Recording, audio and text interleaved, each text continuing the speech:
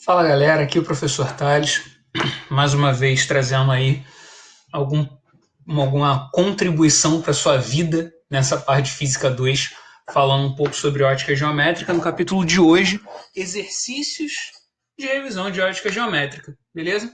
A gente vai falar um pouquinho sobre a maior parte de tudo que a gente vê nessa parte de ótica, inicialmente, pelo menos, enquanto nós falamos sobre reflexão, tá bom? E algumas partes da introdução à própria ótica. Show de bola? Então, espero que vocês estejam bem, espero que tudo esteja fluindo dentro da maior segurança, tá? E das melhores possibilidades para vocês aí, tá bom? Cuidem-se, mantenham-se dentro das normas devidas para que a saúde de vocês se mantenha em alta, por favor, tá bom? Então, depois desses desejos desajeitados aí de bem-estar, vamos falar de exercício, beleza? Bora. Questão número 1, o enunciado diz assim pra gente, tá? Aqui, ó, questãozinha da EAR, né? Associe corretamente os princípios da ótica geométrica com suas respectivas definições abaixo. Princípio da propagação retilínea da luz. Como o nome já diz, né, gente? Propagação retilínea da luz determina para a gente que um meio homogêneo e transparente, a luz ela se propaga sempre em linha reta.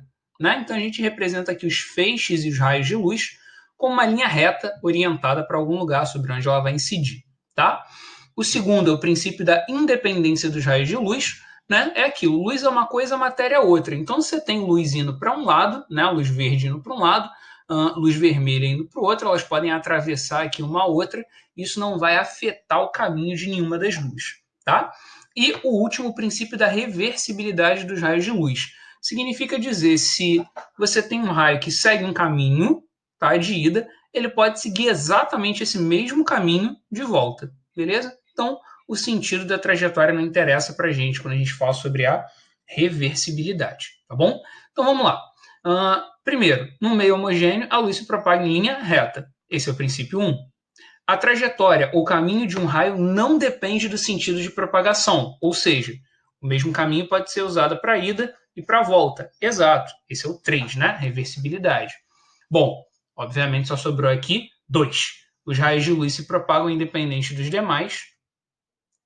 Independência. Beleza?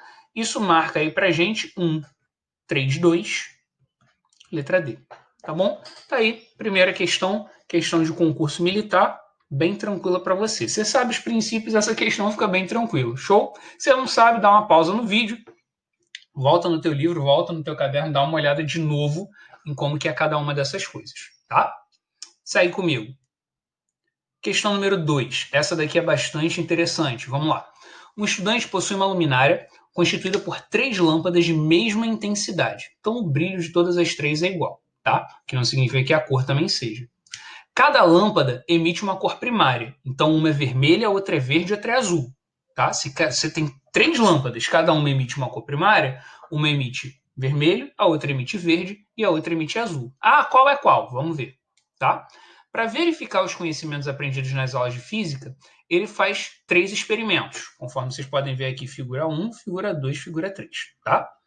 Nos quais direciona as 3 lâmpadas para uma mesma palavra colocada sobre a mesa. Percebe-se que a palavra é física, né? Na figura 1, em que as 3 lâmpadas estão acesas, e na figura 3, em que apenas a lâmpada 2 está acesa, o estudante visualiza a palavra física na cor verde. Isso é muito importante para a gente. Por quê, pessoal? Olha só, 1, 2 e 3. Aleatoriamente, eu disse que a 1 é vermelha, a 2 é verde e a 3 é azul. Aleatoriamente. Por quê? Quando eu junto as 3 cores primárias na mesma intensidade, eu consigo luz na cor branca. Então, quando eu emito com as 3 luzes acesas, como na figura 1, aqui eu estou considerando a luz incidente como luz branca. Então, a palavra física vai aparecer da cor que ela realmente é. O enunciado fala que aqui ele enxerga a palavra física na cor verde. Ah, então provavelmente ela foi escrita aqui na cor verde. Qual seria a maneira de confirmar se essa suposição está certa? É pegar algum ponto onde você tem apenas uma das cores primárias e vendo como ela reage. Bom, o enunciado disse que quando você acende apenas a lâmpada 2, ele também visualiza a palavra física na cor verde. Então, olha só, quando você ilumina com a cor branca, né, com a luz branca, ela aparece em uma determinada cor, aquela é a cor verdadeira da palavra. Opa, então eu sei que física foi escrito em verde. Ah, então, se eu iluminar a palavra física com luz verde, ela permanece verde. Maneiro. Sei então já duas coisas. Primeiro, que a lâmpada 2 ilumina com luz verde, tá? Cor primária, beleza? Sei também que a palavra física foi escrita em verde. Aqui eu não escrevi física, né? Mas coloquei aqui essa elipse na cor adequada, tá? Se física foi escrito em verde, agora não é algo que o enunciado diz, mas é uma conclusão que a gente pode tirar. Se física foi escrito em verde e eu ilumino com qualquer cor diferente de branco ou de verde, ela vai aparecer na cor preta. Ou seja, se eu iluminar a palavra física só com luz vermelha, só com luz azul ou com as duas, ela vai continuar aparecendo na cor preta. Beleza? Só para a gente deixar isso claro, tá? Então vamos analisar as afirmativas, tá? Na figura 1, ocorre a união das três luzes primárias. Sim, até aí tá certo. Amarela, vermelha e azul. Aí tá errado, né? Porque cores primárias, quando a gente fala de luz, eu estou falando de RGB, né? Red, green, blue. Vermelho, verde e azul. Né? Quando a gente fala de tinta, talvez aí a gente fale de amarelo, né? Mas aí é outro assunto. A gente não está estudando tinta, a gente está estudando luz. Então a 1 está falsa, tá? Vamos lá, como que a gente poderia corrigir isso daí? É só trocar o amarelo por verde, que aí você vai ter as cores primárias e a soma delas da luz branca, tá? Então, vamos lá. Segundo, na figura 2, a palavra física aparece na cor preta, realmente aparece na cor preta, porque as luzes que incidem sobre ela são azul e vermelha. Se a gente sabe que a 2 é verde, não interessa se a 1 que é azul, que é vermelha, ou o mesmo para 3. Eu sei que uma é vermelha e outra é azul, e se eu incidir isso sobre uma palavra verde, ela fica preta. Então, segunda afirmativa está correta, tá? 4. A lâmpada 2 emite luz na cor verde, por isso a palavra física, na figura 3, aparece em verde. É isso aí, tá? 4 está certo, a gente já havia comentado isso daí no início da questão. 8. Em relação às frequências das lâmpadas 1, 2 e 3, que F3 é menor do que F2, que é menor do que F1, portanto, as cores das lâmpadas 1, 2 e 3 são vermelha, verde e azul, respectivamente. Então, as cores podem estar até certas, mas a relação da frequência não, tá? A relação da frequência está incorreta, é só a gente voltar lá nos nossos conteúdos de ondulatória, tá? A 8 está errada, beleza? 16. A palavra física aparece na cor preta, na figura 2, porque as lâmpadas 1 e 3 formam a cor preta. Não, quando a gente mistura 1 com 3 dá vermelho com azul dá roxo, ou algum pigmento parecido com esse, dependendo da intensidade. Mas a palavra física aparece em preto porque ela não está sendo iluminada nem com luz verde, nem com luz branca, tá bom? Então a 16 está falsa também. As únicas corretas aí são 2 e 4, tá? Então nosso resultado aí para soma vai dar 6, tá legal? Vai dar 6, beleza? Esse é o resultado da questão número 2. Questão número 3. Observe atentamente a imagem a seguir. Temos uma placa metálica de fundo preto, sobre a qual foram escritas palavras com cores diferentes, tá bom? Leve-se em consideração que se isso daqui é uma placa metálica na cor preta, quando ela for iluminada por qualquer cor, ela continua com fundo preto, tá? Porque o fundo, né, a cor preta, ela vai absorver toda a luminosidade que incidir sobre ela e não vai refletir nada. O que reflete são as palavras, tá bom? Supondo que as cores utilizadas sejam constituídas por pigmentos puros, ao levarmos essa placa para um ambiente absolutamente escuro e a iluminarmos com luz monocromática, cuidado, azul, tá? Então aqui é o que eu vejo quando eu ilumino com branco. Eu vou levar para um outro ambiente, que eu vou colocar a mesma placa, só que agora iluminada pela cor azul. Tá. Vamos lá. A placa vai continuar preta. Então a gente vai ter que analisar o que vai ser pedido aqui relacionado às palavras, beleza? As únicas palavras e cores resultantes, respectivamente, que serão percebidas por um observador de visão normal são... Beleza, vamos lá.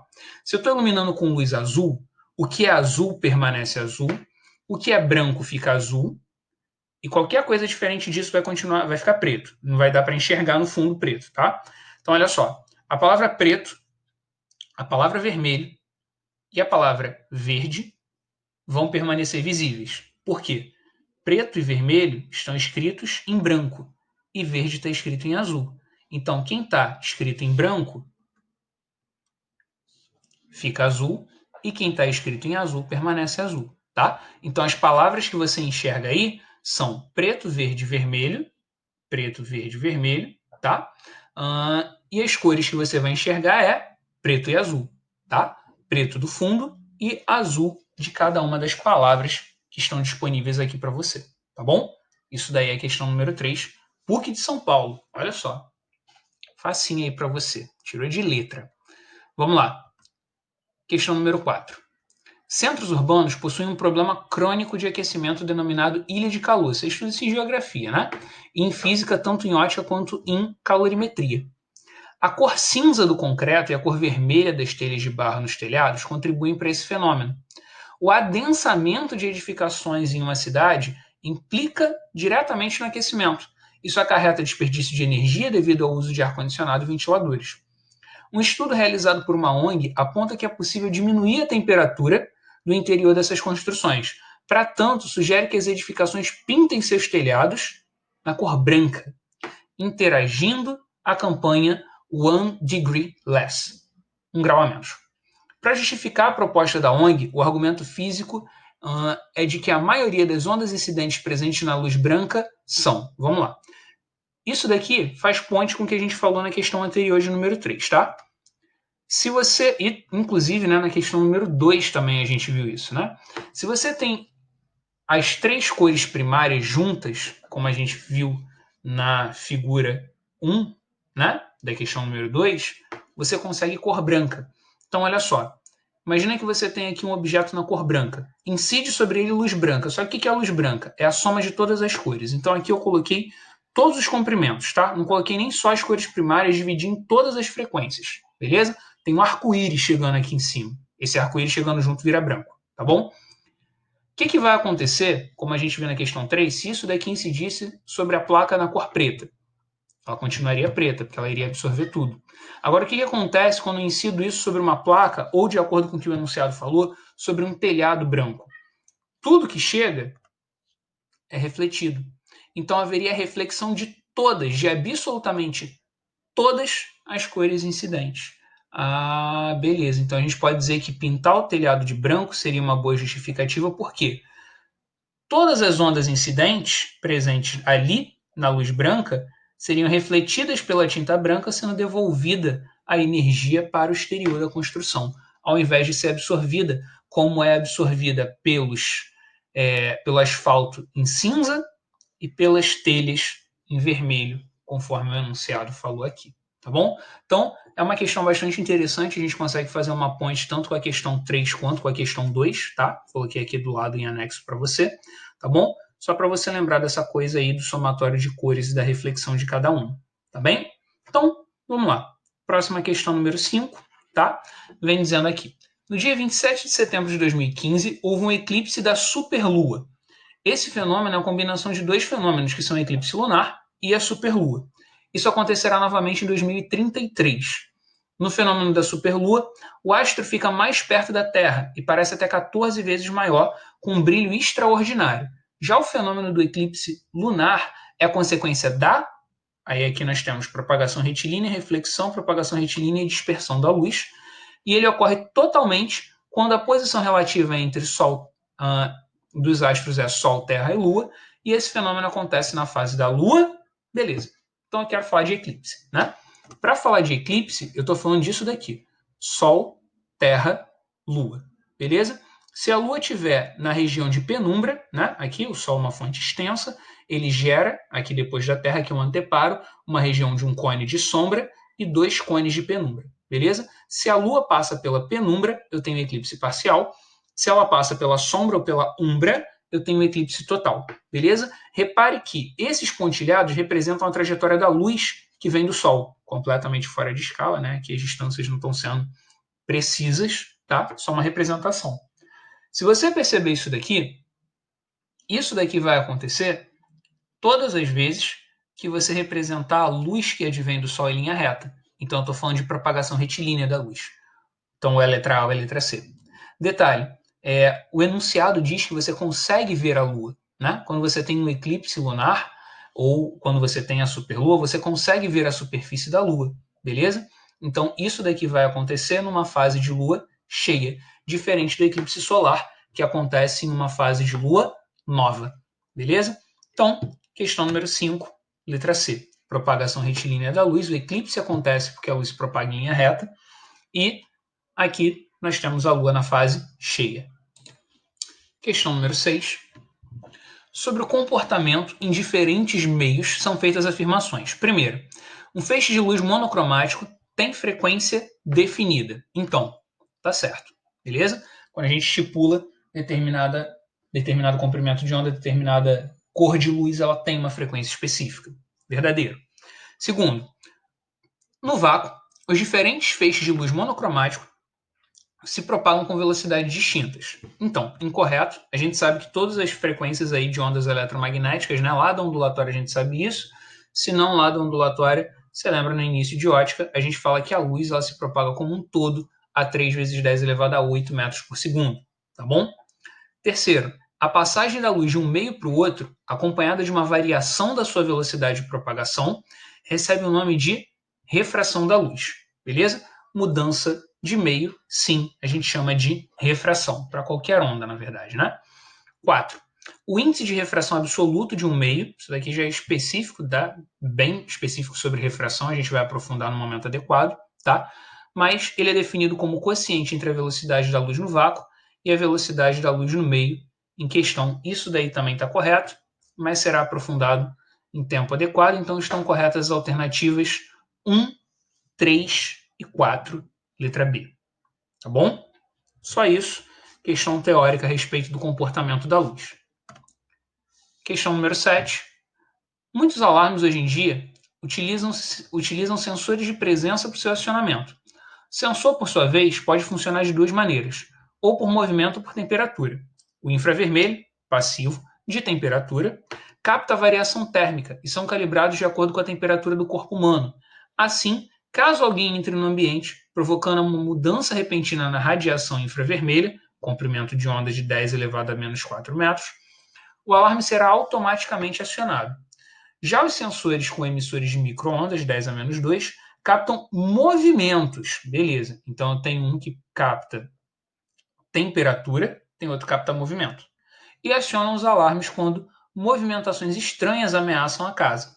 Vale ressaltar que existem sensores de presença que alinham as duas tecnologias. Ok. Então eu tenho o cara que mede temperatura, o cara que mede movimento e o cara que mede os dois. Ok. Considerando o índice de refração do ar igual a 1, assinale a alternativa sobre as duas radiações mencionadas no enunciado. Vamos lá. As duas possuem velocidades diferentes, porém comprimentos de onda são iguais. Cara, é só você olhar para cá que você vai ver que o comprimento de uma é 10 a menos 4 e do outro é da ordem de 10 a menos 2. Então, velocidade igual comprimento de onda diferente. É o contrário. B. As duas são ondas eletromagnéticas, certo? Porém, a radiação infravermelha é transversal e as microondas longitudinais. Na verdade, toda onda que se propaga no vácuo, né, toda onda eletromagnética, ela é transversal. Então, as duas são transversais, tanto o infravermelho quanto as microondas, tá bom? Letra D. Letra C. As duas ondas podem se propagar no vácuo. Verdade.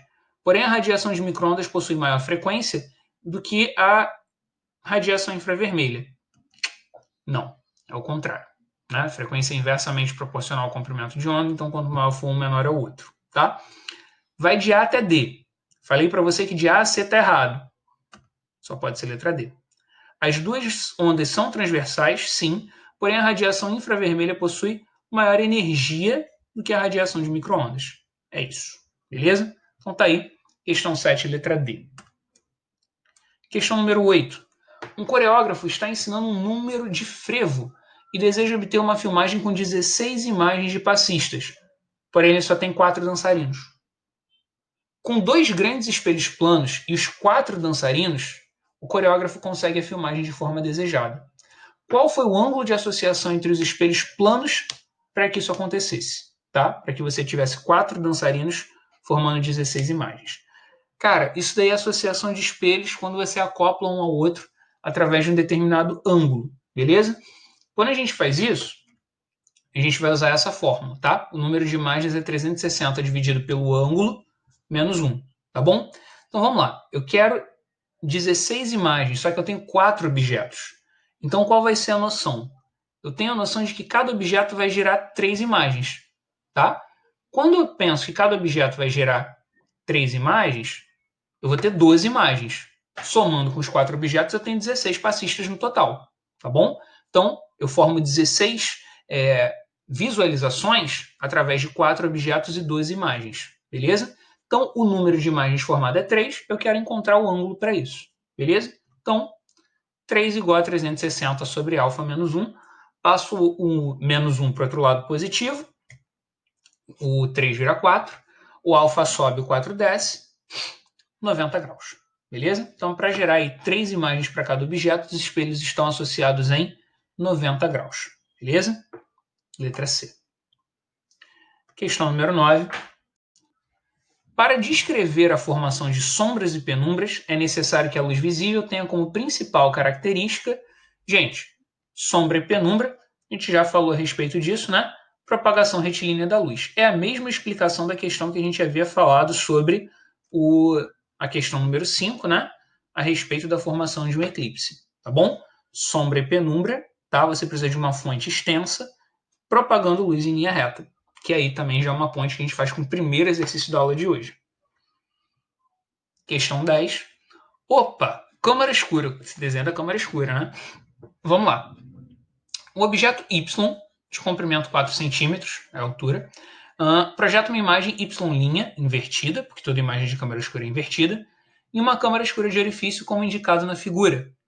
O comprimento de Y' em centímetros é igual a... Gente, câmara escura é uma questão de semelhança de triângulos, né? Você tem um triângulo aqui e tem um triângulo aqui, tá? Você pode fazer por semelhança, você pode fazer usando essa fórmula daqui, que já é bem conhecida de vocês, né? Tamanho da imagem dividido pelo tamanho do objeto é igual à profundidade da câmara escura dividido pela distância entre o objeto e a câmara, tá? Então, substitui, né? Y' é o tamanho da imagem, o tamanho do objeto valia 4, profundidade da câmara 20, distância do objeto até ela 50. Multiplica cruzado ou só passa o 4 multiplicando para o outro lado, né? O que você achar mais conveniente. Você vai ficar com 1,6 centímetros, que é a alternativa de letra D, tá bom? Lembrando que dentro de uma câmara escura, a sua imagem sempre vai ser menor e sempre vai ser invertida, tá bom? Sempre é menor e invertida, tá? Questão número 11. Considere as afirmativas. Meios transparentes são aqueles em que a luz percorre em trajetórias bem definidas, ou seja, que passa por eles regularmente. É isso aí, é verdadeiro, tá bom? Aqui eu tenho um exemplo. Um meio transparente ele pode até desviar um pouco a luz da sua trajetória original, mas ela se comporta de maneira regular na chegada, na passagem e na saída, tá bom? Nos meios translúcidos, a luz não se propaga. Esses meios absorvem e a refletem, e a luz absorvida é transformada em outras ondas de energia. Falso! Isso aqui acontece em um meio opaco. No meio translúcido, ele pode absorver energia, só que ela atravessa esses objetos em uma trajetória irregular, né? Ela não chega, não sai da mesma maneira que quando chegou, menos ainda no interior da sua propagação, tá? Então a letra B, a figura B mostra pra gente que seria um meio translúcido e a afirmativa 2 está falsa, errada, tá? Nos meios opacos, a luz não passa por eles nos meios opacos, a luz não passa por eles com tanta facilidade como nos transparentes. Desse modo, sua trajetória não é regular. Falsa também, né? No meio opaco, a luz ela simplesmente não passa, tá? Então, na verdade, a gente poderia corrigir a 2 e a 3 se a gente invertesse, né? Falasse que a 2 é o opaco e a 3 é o translúcido. Aí até funcionaria. Do contrário, apenas a afirmativa de número 1 está correta. Beleza? Questão número 12. Questão facinha, 9º ano, presente para você. Isso daí cair em uma questão de prova é aquela coisa assim, acertei. Tem que tomar até cuidado para não passar errado com o cartão resposta, porque de tão fácil fica nervoso. Preste atenção aí. Ele foi o primeiro ser humano a ver a Terra do espaço, pôde vê-la como um todo, e entre as observações que fez, uma é marcante. Impressionado com o que via, afirmou: a Terra é azul. Uau! Assinale a alternativa em que estão completamente representados os trajetos dos raios luminosos que permitiram a observação da Terra pelo astronauta soviético a bordo da Vostok 1 há mais de 50 anos. OBS, as setas indicam o sentido de propagação da luz e cada raio luminoso, e os desenhos encontram-se fora de escala. Beleza, gente. Olha só. Qual é a ideia desse negócio daqui? Então, gente, vamos lá. Por que o indivíduo a bordo da Vostok conseguiu ver a Terra? Porque a Terra é um corpo iluminado, não um corpo luminoso, né? Então ela recebe a luz do Sol e reflete, né? Então, trajetória daí da luz saindo do Sol e chegando à Terra e partindo para Vostok, letra B. Beleza? Presente aí para você, questão 12, letra B. Tá bom? Questão número 13, temos aqui. No dia 3 de novembro, agora a gente está falando de um eclipse solar, né? O oposto do que a gente viu naquela outra questão, ocorreu um último eclipse total do Sol desse milênio. No Brasil, o fenômeno foi mais bem observado na região sul. Beleza. A figura mostra a Terra e a Lua e o Sol alinhados no instante durante o eclipse. Nesse instante, para um observador no ponto P, tá aqui, observador no ponto P, o disco da Lua encobre exatamente o disco do Sol. Sabendo que a razão entre o raio do Sol, RS, e o raio da Lua, RL, vale esse troço daqui, 4 vezes 10 ao quadrado, né? Dividir um raio pelo outro, e que a distância do ponto P ao centro da Lua vale 3,75 vezes 10 à quinta, calcule a distância entre P e o centro do Sol. Considere a propagação retilínea da luz. Cara, a melhor coisa que você pode fazer aqui é considerar isso por semelhança de triângulos. Você vai ter um triângulo formado desde o centro do Sol até o ponto P, esse triângulo amarelo, e outro triângulo da Lua ao ponto P, seria esse daqui. Eu posso então relacionar base e altura do triângulo amarelo com base e altura do triângulo preto, beleza? Ou metade da base, né? No caso, o raio de cada uma das figuras, o que é bem interessante, né? Posso dizer que o raio da Lua estará para essa distância dzinha menor, né? 3,75 vezes 10 à quinta, assim como o raio do Sol estará para essa distância dzão maior, que é o que eu quero descobrir.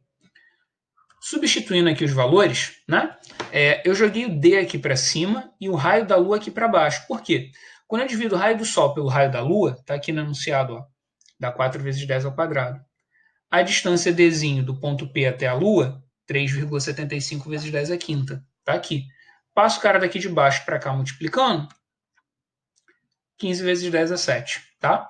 Ou, para deixar em unidade do sistema internacional, 1,5 vezes 10 a 8 quilômetros, porque as distâncias aqui da questão apareceram em quilômetros. Tá bom? Questão número 14. Um objeto luminoso e linear é colocado a 20 centímetros de um orifício de uma câmara escura, obtendo-se sua parede do fundo uma figura projetada de 8 centímetros de comprimento. O objeto é então afastado, sendo colocado a 80 centímetros da câmara, está mais longe. Bom, se ele está mais longe, a imagem vai ficar menor. Tá? O comprimento da nova figura projetada é, vamos tentar entender, tá? Objeto, câmara escura, projetor, a imagem está aqui, invertida, beleza? Pronto, invertida, tá? Porque câmera escura gera imagem invertida, tá? Beleza. O que aconteceu? Afastei esse cara, deixei ele mais longe, gerando uma imagem menor, tá bom? Existem coisas aqui que mudam, existem coisas que não mudam. Qual é a minha recomendação para você? Pega a fórmula, multiplica cruzado. Fica desse jeito. O tamanho da imagem muda, a distância do objeto até a câmera muda. O objeto continua sendo o mesmo, a câmera continua sendo a mesma. Então, o tamanho do objeto não muda e o tamanho da câmera também não. A profundidade da câmera escura também não muda. Conclusão, o que eu posso fazer aqui para explicar essa galera? Eu posso dizer que I1 vezes P1, o tamanho da primeira imagem vezes a primeira distância, é igual ao tamanho do objeto vezes o tamanho da câmera. Só que também posso falar isso para o segundo caso. Conclusão, eu tenho O vezes P' de um lado, O vezes P' do outro, iguala. E 1P1 é igual a I2P2. É só montar uma nova proporção. Ou, se você quiser, monta aqui nas duas regras, nas duas equivalências, uma semelhança de triângulo. Você vai chegar exatamente à mesma coisa, tá? Mas é uma outra opção de como resolvê-la, tá bom? Quando você fizer isso, multiplica cruzada aqui essa galera, tá? Vai ficar 8 vezes 20, né, que é o tamanho da primeira imagem, vezes a primeira distância, tá? Isso vai ficar igual a I2, que é o que eu quero descobrir, vezes 80, que é a segunda. Então, tá aí. Só passar o 80 para o outro lado dividindo, tá? Você tem que a nova imagem vale 2 centímetros. Tá aí a questão 14. Eu fico por aqui. Espero que vocês tenham entendido, que essa aula tenha sido uma boa revisão para vocês. Tá legal? Então, deixo aí para vocês um forte abraço. Cuidem-se e estudem bastante. Falou, gente. Até uma próxima. Tchau, tchau.